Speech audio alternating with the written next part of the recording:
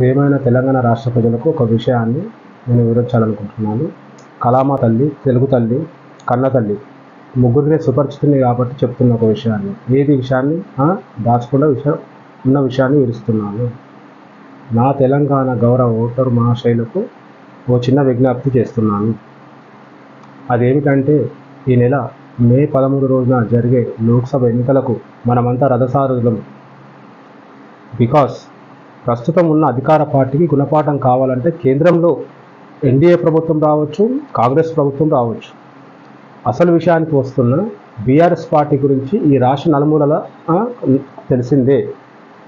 మొదటి కార్యక్రమం వృద్ధాప్య పింఛన్ బేష్, షాది ముబారక్, బలారే బేష్. కేసీఆర్కి చాలా నచ్చింది.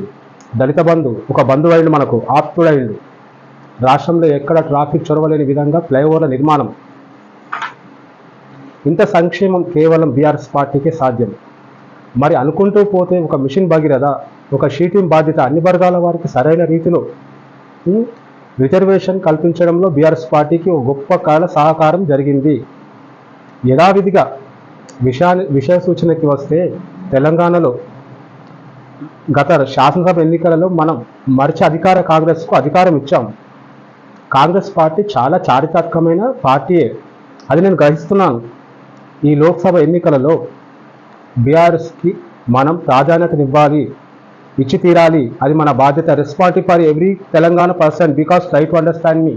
వన్ రిక్వెస్ట్, రాష్ట్ర భవిష్యత్తు కార్యాచరణ సిద్ధాంతం కావాలి. ఇది నా మనవి. జై తెలంగాణ, జై కేటీఆర్, మా వర్కింగ్ ప్రెసిడెంట్.